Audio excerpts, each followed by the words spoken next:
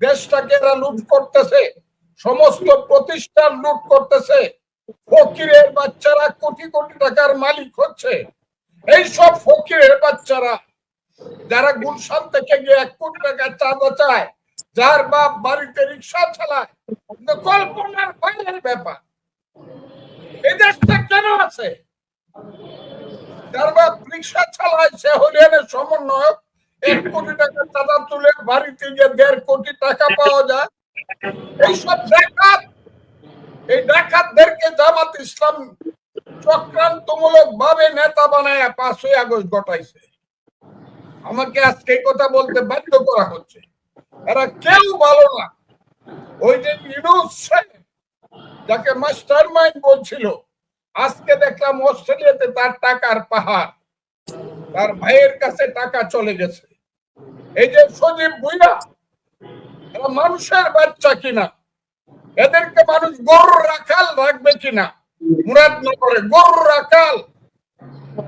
এরা কেরানির প্রাইমারি স্কুলের মাস্টারি পরীক্ষা দিলে পাস করতে পারবে কিনা? এরা বাংলাদেশে নেতৃত্ব মন্ত্রিত্ব পায়ে বসে আছে। আমাদের আত্মহত্যা করা উচিত। দর্শক সালাম এবং শুভেচ্ছা রইল। আপনাদের সাথে আমি আতিকুর রহমান পূর্ণিয়া আবারও আপনাদের সামনে সমসাময়িক বিষয় নিয়ে আলোচনা, এবং আমরা প্রতিনিয়ত জানার চেষ্টা করি এই সমাজে এখন যারা অভিভাবক আছেন, দিকপাল আছেন, রাজনৈতিক বিশেষজ্ঞ আছেন, রাজনীতিবিদ সবারই মতামত তুলে ধরতে যে দেশের একটা ক্রান্তি লগ্ন চলছে বলা যায়। কেউ কেউ টার্নিং পয়েন্ট বলেন, কিন্তু আসলে জটিলতা অনেক বেশি। সেই সময় আজকে আমাদের সঙ্গে আছেন বীর মুক্তিযোদ্ধা, যেটি তার প্রথম পরিচয় বলা যায়, এবং এই ক্রান্তিকালে দেশের তরুণ সমাজের সাহসের একজন উৎস মুখ যদি বলি, যে এই সময়টায় তিনি সাহস জুগিয়েছেন স্পষ্ট ভাষা দিয়ে। বিএনপি চেয়ারপারসন উপদেষ্টা, প্রবীণ রাজনীতিবিদ অ্যাডভোকেট ফজলুর রহমান। ফজলুর রহমান, আপনাকে স্বাগত জানাচ্ছি আমাদের পূর্ণিয়ার খোঁজ এবং পূর্ণিয়ার ভিউ ফেসবুক পেজ এবং ইউটিউব চ্যানেলে। আমরা শুরু করতে চাই প্রথমেই, আপনি একজন বীর মুক্তিযোদ্ধা। আপনি জানেন গতকাল বাংলাদেশের আইন উপদেষ্টা অ্যাডভোকেট আসিফ নজরুল তিনি একটা বক্তব্য দিয়েছিলেন। তিনি বলেছিলেন যে শেখ হাসিনা যে পরিমাণ টর্চার নির্যাতন করেছে 1971 সালে পাকিস্তান হানাদার বাহিনীকেও সেটা হার মানিয়ে গেছে। মানে পাকিস্তান হানাদার বাহিনী কার্যতপক্ষে বোঝাতে চেয়েছেন তিনি হয়তো যে অত বেশি কিছু করেনি, মানুষ সেভাবেই ধরে নিয়েছে। যদিও পরে তিনি তার এই বক্তব্যের জন্য দুঃখ প্রকাশ করেছেন, কিন্তু কথাটা তিনি বলেছেন। আমি একজন মুক্তিযোদ্ধা হিসেবে আপনার কাছে, এই যে আইন উপদেষ্টা, তিনি তো অনেক অনেক বিজ্ঞ মানুষ, চারদিকে খোঁজ রাখেন এবং সরকারের অন্যতম প্রভাবশালী একজন মানুষ। তার এই বক্তব্যটি সম্পর্কে আমি আপনার চোখে পড়েছে নিশ্চয়ই, এবং আমি আপনার একটু প্রতিক্রিয়া জানতে চাচ্ছি। একজন মুক্তিযোদ্ধা হিসেবে আপনার প্রতিক্রিয়া কি? অ্যাডভোকেট ফজলুর রহমান। আপনাকে অসংখ্য ধন্যবাদ। এবং আজকের যে অবস্থায় আমি কথা বলছি, সে অবস্থাতে বাংলাদেশের মানুষ আগামী কয়েকদিন ভীষণ উদ্বিগ্ন থাকবে। সেই উদ্বিগ্ন জনতাকে আমার সালাম জানাচ্ছি। আসসালামু আলাইকুম। বিচিত্র এদেশ সেলুকাস, তার চেয়ে বিচিত্র এদেশের মানুষ। আমার কাছে কেন জানি মনে হয়েছে কুমিল্লা যে কেন বারবার ঘুরে ঘুরে বিশ্বাসঘাতকদের মানে এক একটা নাম সামনে নিয়ে আসে, এটা আমি আর বিশ্বাস করতে কষ্ট। কারণ কুমিল্লা এক সময় ত্রিপুরার অংশ ছিল, বা ত্রিপুরা রাজ্যের রোশনাবাদ নামে পরিচিত ছিল। কুমিল্লা অত্যন্ত উজ্জ্বল এবং আলোকিত স্থান। সেই স্থানে মাঝে মধ্যে দু একটা কুলাঙ্গার জন্মগ্রহণ করে, যে কুলাঙ্গার এর মধ্যে প্রধান হইল 1975 সনের 15ই আগস্টের খন্দকার মুস্তাক, এবং সেই কুমিল্লা আরেকটি ছেলে সজীব ভুইয়া, আরো কয়েকটি ছেলে, এরা এখন বাংলাদেশটাকে যে জায়গায় নিয়ে যাচ্ছে, আমার কাছে মনে হচ্ছে কুমিল্লা জেলা মাঝে মধ্যে কিছু কুলাঙ্গারের জন্ম দেয়। সেই কুলাঙ্গারদের মধ্যে খন্দকার মুস্তাক হলো তাদের পথ প্রদর্শক। আমি মনে করি এই আলোকিত কুমিল্লায় এদের মতো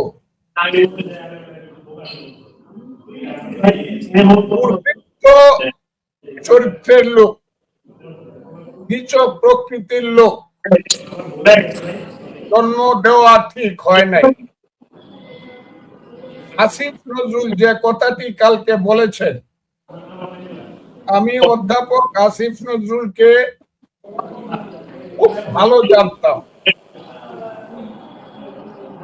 আমি জীবনে একদিন তার সঙ্গে ঘনিষ্ঠভাবে কথা বলেছি, একদিন। আবার তাকে সহযোগিতা করেছি আমি অনেক দিন। সে নাও জানতে পারে তখন আমি আইনজীবী। 1992-93 সন, তখন সে গোলাম আজমের গণ আদালতের বিচারকে নিয়ে রাষ্ট্রদ্রোহ মামলায় পড়ে। তার নাম ছিল তখন নজরুল ইসলাম। সেই নজরুল ইসলাম লোকটিকে আমি দেখলাম প্রথম। তখন মনে হয়েছিল সাংঘাতিক ধরনের মুক্তিযুদ্ধের বঙ্গবন্ধুর পক্ষের লোক। সর্বক্ষণ গাজীউল হক সাহেবের বাসায় বসে থাকতো ভাষা সৈনিক গাজীউল হক, কারণ গাজীউল হক ছিল ওই আন্দোলনের অন্যতম প্রধান নেতা, আমাদের সেই মহান শহীদ মাতা জাহানারা ইমামের সঙ্গে। এবং আইনগত দিকটা গাজীউল হকের নেতৃত্বে ডক্টর কামাল হোসেনরা সহ আমরা জুনিয়র সবাই মিলে দেখতাম। সেই থেকে তাকে চিনতাম, বোধহয় লোকটা খুব ভালো ভালো রেজাল্ট করছে। মুক্তিযুদ্ধ নিয়ে তিনি যে কথাটা বললেন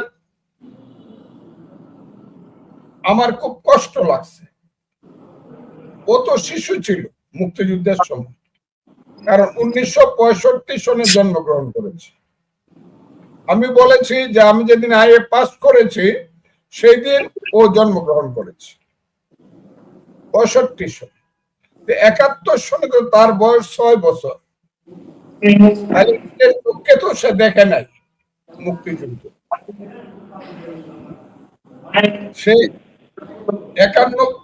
সে 2024 সে অন্তরালে থেকে শিক্ষক হিসাবে নেতৃত্ব দিয়েছে।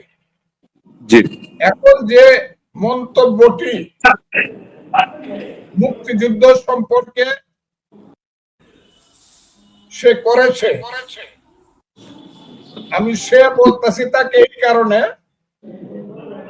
যে আমি যদি আইএ পাস করে বিয়ে করতাম তার মতো বাচ্চা হইতো আমার। যা হোক, অনেকে আইএ পাস করে বিয়ে করে, আমি করি নাই। আমি খুব খারাপ লেগেছে কালকে পড়ে মনে করলাম যে তার দ্বারা এই ধরনের কথা বলা অসম্ভব নয়। তার দ্বারা এ ধরনের কথা বলা অসম্ভব নয়। সে, আমি তার ব্যক্তিগত জীবনের মধ্যে যেতে চাই না, তবে তার পারিবারিক জীবনে আমি জানি এটা একটা মুক্তিযুদ্ধ বিরোধী পরিবারের লোক। সে এমন কোন পরিবার না, কিন্তু তার পরিবার থেকে কোন লোক মুক্তিযুদ্ধে যায় নাই। এবং সে বহু পরে একটা মুক্তিযোদ্ধা পরিবারের সঙ্গে বৈবাহিক সূত্রে আত্মীয়তা করেছে। তার শ্বশুরের নাম আমার খুব প্রিয় সাহিত্যিক, আমার বন্ধু, তিনি আমার চেয়ে 1.5 মাসের ছোট, হুমায়ুন আহমদ। যে কোনো ভাবে বিয়ে করতে, আমি যদি তাকে জিজ্ঞাসা করি তাইলে সে যে কথা বললো, হুমায়ুন আহমদের যে বাবা যে মৃত্যুবরণ করেছে পিরিজপুরের এসডিপিও হিসাবে, জি তাকে কিভাবে দেখে। আর এই ধরনের কথা যারা বলে জীবনে কোনোদিন ক্ষমা পাবে না, ওই 24কে যারা 71-এর সাথে মিল করতে চায়, অথচ যারা বলে যে শেখ হাসিনা 71-এর চেয়েও খারাপ কাজ করেছে, তারা হলো বাঙালি জাতির বিশ্বাসঘাতক। তারা মুক্তিযুদ্ধকে অস্বীকার করতে চায়, মুক্তিযুদ্ধকে ছোট করে দেখাতে চায়, মুক্তিযুদ্ধকে অপমান করতে চায়। দিন কিন্তু এসে পড়বে, আমি বাঁচবো কিনা জানি না, কিন্তু আমার মনে হয় আমার মৃত্যুর আগেই এদের সেই অধঃপতিত অবস্থা আমি দেখতে পারবো। যখন সেই আসিফ নজরুলরা, আমি যদি বেঁচে থাকি, আমাদের মতো লোকদের পায়ে পড়বে, আইসা পায়ে পড়তে হবে এইসব কথা বলার জন্য। তাদেরকে সারা দেশবাসীর কাছে হাত জোর করে শুধু বললে হবে না, সাষ্টাঙ্গে মাটিতে নাক ঘষা দিয়ে ক্ষমা চাইতে হবে। কাজেই আমি তার এই কথার শুধু প্রতিবাদ করি না, আমি ঘৃণা প্রকাশ করছি এবং আসিফ নজরুলকে আমি হুঁশিয়ার করছি, তুমি কিন্তু ইউনিভার্সিটির প্রফেসর। আমি তোমাকে আজকে থেকে তুমিই বললাম, যেহেতু তুমি মুক্তিযুদ্ধকে ছোট করে কথা বলেছো, আমি সেই কারণে বলছি মন্ত্রী হতে পারো। এক সময় বলেছিলাম মন্ত্রী হইলে নাকি তুমি বাংলাদেশকে সোনার দেশ বানায় দিবা।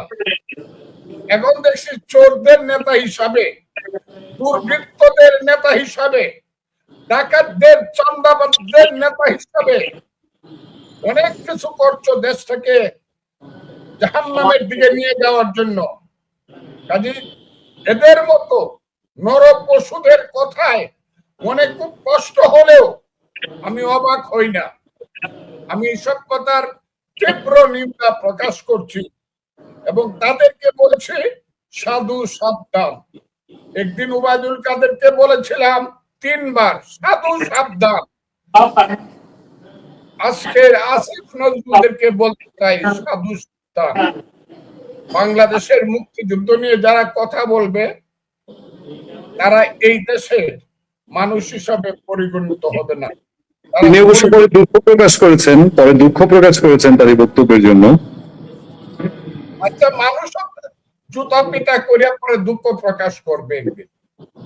এদেশের মুক্তিকামী মানুষ একদিন যারা এইসব তাদেরকে জুতা পিটা করিয়া পরে বলবে সরি বলে ফেলবে, করবে জুতা পিটা।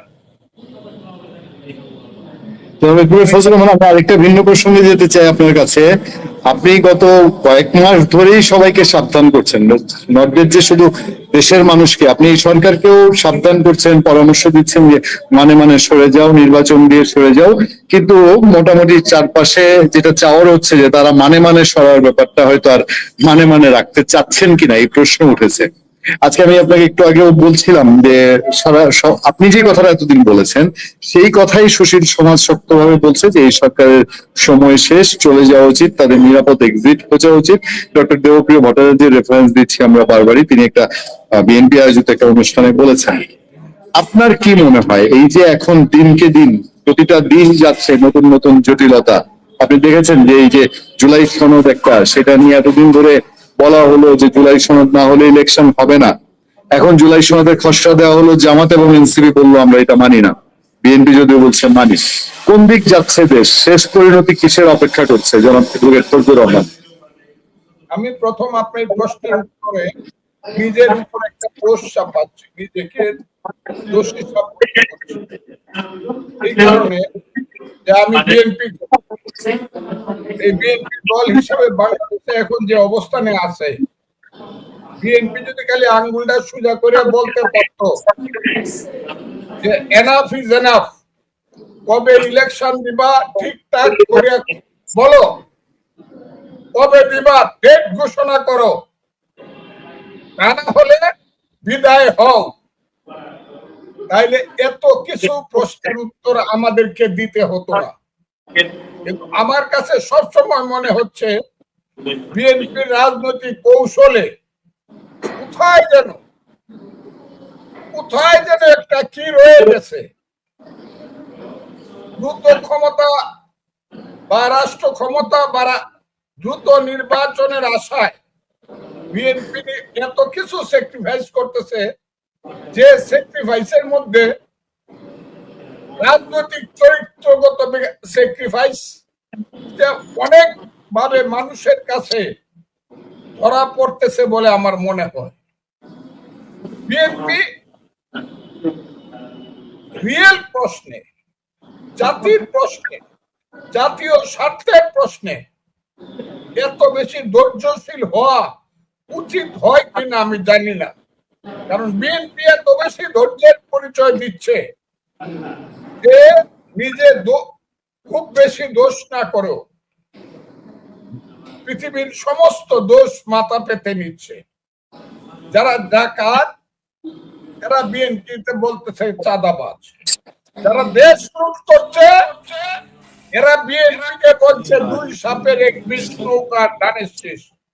এইটা বিএনপি মাথা পেতে নিচ্ছে বলে আমার মনে হয়। সেই বিএনপি আজকে এত কিছু কম্প্রোমাইজ করার পরেও যখন জুলাই সনদ তারাই মানতে চায় না, 24 ঘন্টার মধ্যে বলা উচিত দূর হোক, দূর হোক। আর যদি গণতন্ত্র মানো ইলেকশনে আসো। আজকেও দেখলাম জামাতের আমির বলেছে এই ছাড়া সেই ছাড়া সংস্কার ছাড়া পিয়ার ছাড়া ইলেকশন হইলে কোনো লাভ হবে না। জামাতের আমির এই কথা বলেছে। এরা এইসব বাহানা করে সমস্ত এই দেশ থেকে যেটা খেলা হচ্ছে। আমি জুলাই মাস আজ থেকে 1 বছর আগে নিজের জীবনে রিস্ক নিয়েছিলাম। বউকে বলছিলাম তুমি বিধবা হইবা, সন্তানদেরকে বলছিলাম তোমরা এতিম হইবা। আমি হাসিনা সরকারের বিরুদ্ধে শেষ ফাইট করতেছি, জীবন অথবা মৃত্যু পর্যন্ত সপ্তকের মতো হাসিনার পতন না হওয়া বন্ধ করব। আমি যদি মরে যাই তোমরা বেঁচে থাকার চেষ্টা করবে, কোনোভাবে বাড়ি ঘর ছেড়ে দিয়ে গ্রামে চলে যাইবা। সেই আমি ফজলুর রহমান বলতেছি। আমি যেন নিজেকে আজকে মহাপাপী মনে হয় এইসব দুর্বৃত্তদেরকে জন্য তাদের হাজার হাজার কোটি টাকা তৈরি করে দেওয়ার জন্য আর আজীবন ক্ষমতায় থাকার জন্য এইসব দুর্বৃত্তরা নানা ধরনের বাহানা করিয়া এই দেশের গণতন্ত্রকে হত্যা করতেছে, এই দেশের মনুষ্যত্বকে হত্যা করতেছে, এই দেশের বিবেককে হত্যা করতেছে, এই দেশের শিক্ষা থেকে ধরে মনুষ্যত্ব সবকিছুকে হত্যা করে দিচ্ছে তারা। মিথ্যাবাদী চোর। একটা মিটিং এ 10টা লোক হয় না, 900 পুলিশ গাজীপুরে তাদেরকে পাহারা দেয়। এরা কোন মহারাজের ছেলে? ফকিন্নির ছেলেদেরকে এইভাবে পাহারা দিতে হবে? ফকিন্নির ছেলেরা মহারাজার ছেলের মতো পাহারা দিতে হবে এদেরকে? এদেশে আর্মি পুলিশের আর কোনো কাজ নাই? আর্মি পুলিশকে একদিন জবাবদিহি করতে হবে এইসব দুষ্কর্ম যারা করে তাদেরকে পাহারা দেওয়ার অপরাধে। কাজে আমি আজকে খুব ক্লিয়ারলি বলতে চাই আপনার কাছে, যারা ওইসব সনদ টনদ কিছু না, জুলাই সনদ হোক আর আগস্ট সনদ হোক, যত সনদই হোক, এদের মতো চোর ডাকাত বকবাজ টুটরা হাইজাকার দুর্বৃত্ত তাদের সনদ দিয়ে কোনো কাজ হবে না। এরা নিজেরাই অমানুষ, নরপশু, নরাধম। এদের কিসের আবার সনদ? এরা কি কবে পলিটিক্স করছে? কে পলিটিক্স করছে এই দেশে? আমি খুব ক্লিয়ারলি দ্রুত ইলেকশন হবে, যে দল মেজরিটি হবে সে দেশ চালাবে, সে সংস্কার করবে। আর প্রত্যেক দিন আলী রিয়াজের মতো একটা মার্কিন ষড়যন্ত্রকারী নাগরিকের কথা বড় বড় পত্রিকাতে দেখতে হবে, খুব খারাপ লাগে। কিন্তু ওইটা বলবে ওইটা বলবে, আর বিএনপি মিনমিন মিনমিন মিনমিন, একদিন গরম কথা বলবে মহাসচিব, আরেকদিন দেখা যাবে ঠান্ডা পানিপাতের মতো কথা বলতেছে। বিএনপির কাছ থেকে মানুষ এটা শুনতে চায় না, বিএনপির মহাসচিবের কাছ থেকে, বিএনপির স্থায়ী কমিটির সদস্যদের কাছ থেকে এইসব শুনতে চায় না। This is not a parliament যে একটু বাইরে আসলাম অভিমান করিয়া আবার ওখানে গেলাম, এই রংডং দেখতে চায় না মানুষ বিএনপির কাছ থেকে। রংডং বাদ দেন, বিএনপি রাস্তায় নামেন, রাস্তায় না নামলে আমি একটা কথা খুব ক্লিয়ার বলি, বিএনপি কে জনপ্রিয়তা চিরদিন কারো থাকে না, একজনের পকেট থেকে হাঁটতে হাঁটতে জনপ্রিয়তা অন্যজনের পকেটে চলে যায়। এটা যারা বিশ্বাস না করে তারা ইতিহাস জানে না, তারা রাজনীতি জানে না। কাজে বিএনপি কে বলবো সাবধান, সাবধান। মিটমাট করে কম্প্রোমাইজ করে পলিটিক্স যদি করতে চান তাহলে সেই পলিটিক্স কিছুদিনের জন্য পাওয়ারে যাইতে পারবেন, কিন্তু সেই পাওয়ার হবে বনি সদরের পাওয়ার, ইরানের ৭৯ সনের বনি সদরের মতো ১.৫ বছর পরে লাত্তি মারিয়া বাইক করে দিব, আর জীবনে আসতে পারবেন। এটা হলো আমার কথা। ইলেকশন হতেই হবে, বিএনপি কে সঠিক দায়িত্ব নিয়ে কাজ করতে। আমি সবশেষ এসে একটা বিষয় আপনার একটু নজর আশা করবো। সরকার ১ বছর পূর্ণ হতে যাচ্ছে, আর মাত্র ২-৪-৫ দিন ৫-৭ দিন দেরি আছে। এই ১ বছরে সরকারের সফলতা ব্যর্থতাও যদি না বলি, যে এই সরকারটা কেমন চললো, নাম্বার 1। নাম্বার 2 হচ্ছে একজন মানুষ, একটা ব্যক্তিত্ব, সেটা হচ্ছে ডক্টর মোহাম্মদ ইউনূস। তিনি বৈধ অবৈধ যে কোনো যে সরকারের স্টিয়ারিং এ তিনি গত কিছুদিন ধরে দেখবেন যে এই যে নির্বাচন কবে, সংকট টঙ্কট, এগুলো নিয়ে উনি কিছু বলেন না। একটা ঝামেলা লাগলে দলগুলাকে ডেকে বলতেছে তোমরা ঐক্য করো, এবং ওনারা অনুবীক্ষণ যন্ত্র দিয়ে যে কোনো দেশের অন্য কোনো প্রবলেম হইলো তারা আওয়ামী লীগ খোঁজে। কিন্তু ডক্টর ইউনূস চুপ করে আছেন, উনি সমাধানের কথা উনি কিছু বলেন। আপনাদেরকে ঐক্যবদ্ধ হতে বলে, মানুষকে ঐক্যবদ্ধ হতে বলে, ফেসিবাদ খোঁজে। তো আমি যদি এটাকে মূল্যায়ন করতে বলি, এই ১ বছর ওনাকে যা দেখলেন, আপনি কিভাবে মূল্যায়ন করবেন? এটুক জেনে আজকে আমরা শেষ করতে চাই। অ্যাডভোকেট ফজলুর রহমান। জনাব ইউনূস কোন মানুষ এটা আমার মনে হয় না। আগে মনে হয়তো উনি খুব বড় মাপের মানুষ, ১০ জন প্রধানমন্ত্রীর চেয়ে উঁচু মানুষ।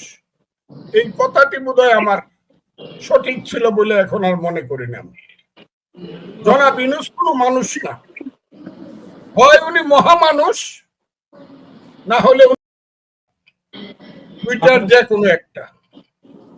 তাহলে দেশে যা ঘটছে উনার মুখ থেকে সঠিক কোনো কথা এখন পর্যন্ত শুনি না। কালকে আমার মনে হয়েছে এটা কি দেশ, এটা কি দেশ? একটা মায়ের ছেলে হারিয়ে গেছে, না মরে গেছে, না পড়ে গেছে। সেই মাইলস্টোন স্কুলে এখনো ৬৭ জন ছেলের খোঁজ পাওয়া যায় না, এরা কোথায় আছে? ইউনূস সাহেব কোনো কথা বলেন না। উনি কি মানুষ? উনার মধ্যে মনুষ্যত্ব বিবেক আছে? হ্যাঁ, উনি মন্ত্রিসভার মিটিং এ বসা কমলার জুস খায়া হাসি দেন। কাজে ওনাকে আমার মনে হয়েছে যে কোনো সুখ কোনো দুঃখ ওনাকে স্পর্শ করে না, উনি মহামানুষ, তা না হইলে উনি শয়তান। আমার কাছে মনে হয় ইউনূস সাহেবের অধীনে বাংলাদেশের কোনো কাজ নাই। ইউনূস সাহেবের বাংলাদেশ নিয়ে কোনো কাজ নাই। এনাফ ইজ এনাফ, আমি কথাটা বললাম। ইউনূস সাহেব যদি ইলেকশন দিতে পারে দিবে, না this time he should leave the power, leave the government. মানুষ আছে এই দেশে, দেশ চালানোর মতো বহু মানুষ আছে, বহু মানুষ আছে। আঙ্গুলের ইশারায় দেশ চলবে,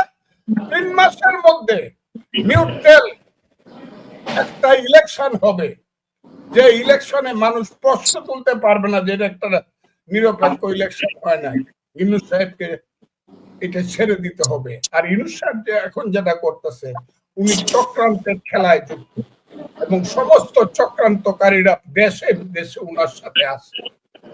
আমরা জানি না আর কত রক্তপাত হলে, মানুষের মধ্যে আর কত সর্বনাশ হলে দেশে এইসব দুর্বৃত্তরা যারা নেতৃত্বের নামে সারা দেশব্যাপী লুণ্ঠন করতেছে, চাঁদাবাজি ধান্দাবাজি সব করতেছে, ব্যাংক লুট করতেছে, যারা সিলেটের সমস্ত ব্যবসা লুট করিয়া, হাউজিং ব্যবসা লুট করে শত শত কোটি টাকার মালিক হইয়া এই চোর ডাকাইতের দল ধর্ম ব্যবসার নামে ঈদের সময় গ্রামে গ্রামে বিনা পয়সায় গরু বিলি করে, সেই সব লোকেরা আবার বিএনপি কে বলে করাপ্টেড, দুর্নীতিবাজ।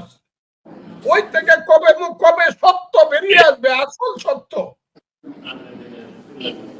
যাদের কিছুই নাই, প্রত্যেকের বাড়িতে দালান আছে, আর বলে আল্লাহ আমাকে দিছে। অনেকটাই জানি ভিক্ষুক ছিল, জামাত ইসলাম করে বিল্ডিং, প্রত্যেক বাড়িতে বিল্ডিং।